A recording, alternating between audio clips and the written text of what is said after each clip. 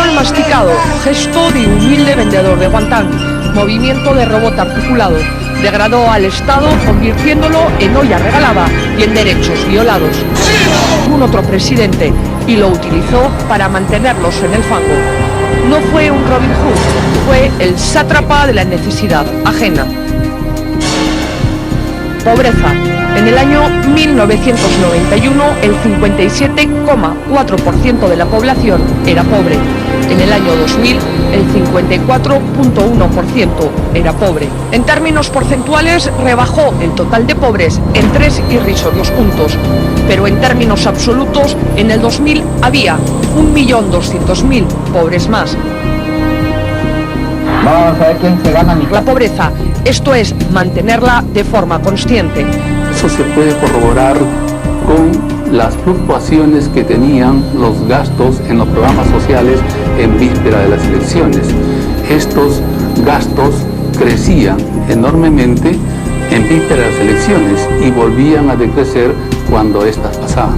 La flamante ministra de Promoción. Estadísticamente, en la era Fujimori se dieron estos otros indicadores de fracaso. Aumentó la diferencia entre ricos y pobres. Los ricos fueron más ricos y los pobres más pobres. El gasto promedio de los hogares disminuyó.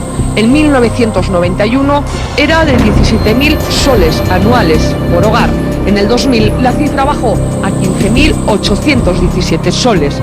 El gasto es el indicador del bienestar material de la población. Tuvo el dinero de las privatizaciones y el país solo se vende una vez. Utilizó los fondos del Fonavi a su antojo, para todo menos para financiar la vivienda de los trabajadores. Estamos hablando de millones de dólares que nunca más volverán. Y él perdió la oportunidad histórica. Quizás lo peor de todo es que demolió la conciencia colectiva para convertirla en frijol regalado.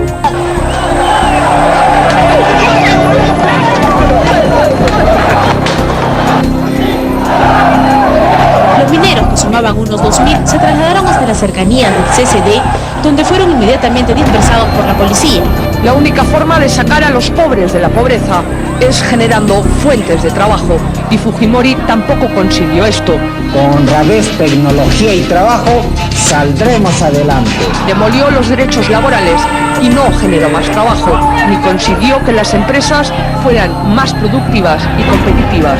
Aquí la realidad en forma de cuadro. Los contratos en negro pasaron del 34% en el 90 al 46% en el 2000. Los contratos flexibles del 25% al 26% en el 2000.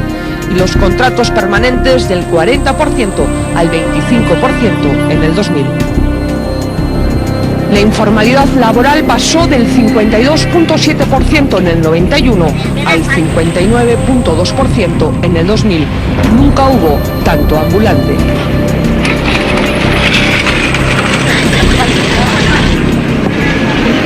El famoso decreto 728, el reconocimiento en la Constitución del despido arbitrario como una fórmula legal y una maraña de normas que sirvieron para todo, salvo para hacer digno el trabajo. El compañero ha tomado una determinación, ha tomado lejía con el fin de mantener su puesto de trabajo, porque él dice prefiere morir antes de irse a la calle teniendo hijos menores. Puso en marcha una de las reformas más drásticas de América Latina, solo equiparable a la hecha por Menem en Argentina. Fujimori terminó con la estabilidad laboral. Comenzó la ola de despidos arbitrarios y masivos. Entraron los service, a igual trabajo, menos salario. Los contratos temporales se institucionalizaron. Los jóvenes dejaron de tener beneficios laborales. Los patronos podían alterar las jornadas a su antojo. No, ellos parten de una lógica simplista, ¿no? Reducimos los beneficios sociales, abaratamos los costos laborales y por lo tanto tenemos mayor productividad, mayor competitividad. Y esto no es un análisis tan corto, ¿no? Tan pequeño. Los sindicatos dejaron de negociar por sectores, se pasó al ámbito de la empresa y como la mayoría de los trabajadores comenzaron a tener contratos temporales, tenían que callarse por miedo. Las huelgas tenían que cumplir muchos más requisitos para ser legales. Y además, gracias a las privatizaciones sin estrategia, más de 120.000 personas perdieron su trabajo. Los nuevos operadores solo reabsorbieron al 36% y Fujimori no creó el fondo de compensación que debía haber creado por ley. para los que nacieron en 1985, por ejemplo, o para los que nacieron antes, pero quieren la amnesia como epidemia en el Perú. La segunda parte tras la pausa. Hemos demostrado que somos capaces, junto con el pueblo, a resolver todo tipo de problemas. Las privatizaciones fueron su gran caja chica, la fuente de su clientelismo. Vendió el país a precio de huevo roto, subvaluó empresas, nos dejó sin sectores estratégicos y descapitalizó el país, porque a los postores les dejó carta libre para hacer y deshacer a su antojo. Las privatizaciones fueron ideológicas, no correspondieron a una estrategia. Lo único que importó fue hacer caja a como diera lugar. También el cine Colón era rentable. ¿Qué hace el Estado con el cine Colón? Quizás es el más rentable de todos, ¿no? Entonces el gran punto aquí es que no por ser rentable debe quedar en manos del Estado. Y esto es lo que se vendió. Electricidad, 68%, agricultura, 35%. De la minería se vendió el 90% de las empresas estatales. El manufactura, el 85.5%. Y de hidrocarburos, el 68%. Todo por 9.221 millones de dólares, de los que solo ingresaron al Estado poco más de 6.000. La diferencia en gastos varios, impuestos, pago a burocracia dorada, saldos de empresas que no pagaron. ¿Quién responde sobre más de 500 millones de dólares que tenemos pendientes de cobranza por las empresas vendidas a crédito? No tenía sentido privatizar empresas vendiendo a plazos, dando crédito. ¿Quién responde sobre más de 6.000 millones de dólares de compromisos de inversión sobre la cual no hay cláusulas de exigencia que obliguen a los inversores a colocar esos recursos en el país? Y de los 4.880 millones que gastó de la privatización, el 45% lo destinó a la compra de armamento de ese que ahora se cae y al pago de deuda externa, algo que por ley estaba prohibido. El dinero de la privatización debía ir al desarrollo social y a la pacificación interna.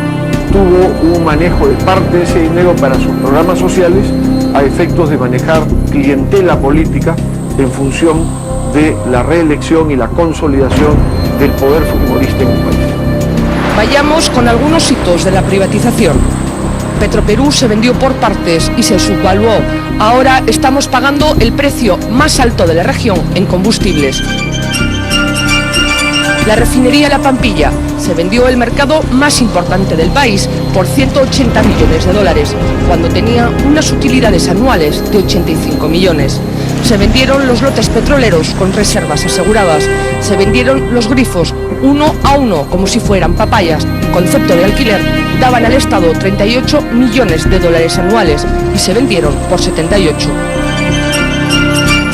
Otra filial de Petroperú, la naviera Transoceánica, es otro caso de subvaluación. Los buques que tenía estaban en buen estado y estaban valorados en 85 millones de dólares, pero la CEPRI valoró la empresa en 21 millones de dólares. Nos quedamos además sin transporte nacional de combustible. Otro caso clamoroso es Solgas, también filial de Petroperú. Se vendió por 7 millones de dólares, cuando solo su edificio principal estaba valorado en 5 millones de dólares y tenía unas utilidades anuales de 2 millones. Esto fue en 1992. 4 años más tarde, en 1996, los que compraron a este precio la vendieron a Repsol por 50 millones de dólares. Aquellos que argumentan que la venta de Petroperú, Petromín Perú, Ciudad Perú, generaría inseguridad en la defensa de la soberanía nacional, pienso que no conocen los hechos, es todo lo contrario. Cuando Fujimori quiso reaccionar ya era demasiado tarde. De Petroperú solo quedaba la chauchilla. Aeroperú fue otra de las perlas de la privatización. Nos quedamos sin una línea de bandera nacional porque se vendió por vender al Grupo Aeroméxico, que la liquidó al poco tiempo. Permitió que se administre fraudulentamente, de forma tal de que, aparte de que la empresa quebró, la empresa no declaraba las ganancias que tenían aquí, porque las facturaban como si fueran ventas hechas en México. La minería fue sin duda otra de las piezas angulares. Fujimori les dio un marco tributario que hasta ahora es el origen de muchos conflictos sociales. No puso límites a la contaminación. El impuesto a la renta se minimizó y como el canon minero dependía o depende del impuesto a la renta, hemos visto empresas como Dorran, por ejemplo, que en la práctica el impuesto a la renta pagado, por ejemplo, el 2002, no llegaba ni a 2.000 soles, ¿no? Taso Hierro Perú se presentó como el espaldarazo de la privatización. Se valoró en 22 millones de dólares y la empresa estatal china Shougang la compró por 120 millones de dólares, más el compromiso, hasta ahora incumplido, de invertir 150 millones de dólares más. Se les vendió las reservas de cobre y hierro por más de 200 años. Ahora la empresa china lo que ha creado es un grave conflicto social. Contamina, paga salarios de miseria, pero exporta 120 millones de dólares al año. Seguimos con la minería. Centromin era la principal minera del centro del Perú, era una empresa integral. Doerram compró una parte, Volcan la otra. En los dos casos no pagan casi impuestos, contaminan, no han cumplido con sus compromisos de inversión y tienen utilidades millonarias. Se vendieron a precio de risa. Por ejemplo, el yacimiento de Cerro de Pasco se pagó 61 millones de dólares cuando tenía utilidades de 20 millones al año. Nosotros evitamos y hemos tomado en este momento el local a fin de evitar que en este gobierno, que ya está en las postrimerías, se llegue pues a una coligazón a entregar pues a unidades estratégicas que son de interés del país. Minero Perú también se regaló. Solo un ejemplo, por el yacimiento de cobre de Quellaveco se pagó 12 millones de dólares y el compromiso de invertir 2.800 millones más. Y hasta ahora solo se ha invertido 70 millones. La misma empresa que compró Quellaveco pagó por un yacimiento en Chile, que era la tercera parte, 180 millones de dólares. Y además se privatizó la luz, el teléfono, vendimos la carne y nos quedamos con el hueso. El Estado ha recibido menores impuestos, el público ha pagado las altas tarifas que han financiado en última instancia la inversión y las empresas ya privatizadas, las empresas privadas, en muchos casos, en la mayoría de casos, tienen tasas de rentabilidad, por decirlo de una manera, extraordinarias o anormales, ¿no? Hizo del país una combi, nos llenó de carros de segunda, trajo las AFP sin condiciones. Definitivamente fue el hombre guantán, cobertura transparente, fondo triturado. Él sí que cumplió con perder una oportunidad histórica. Al fin y al cabo, era un japonés sin respeto por el país que lo acogió.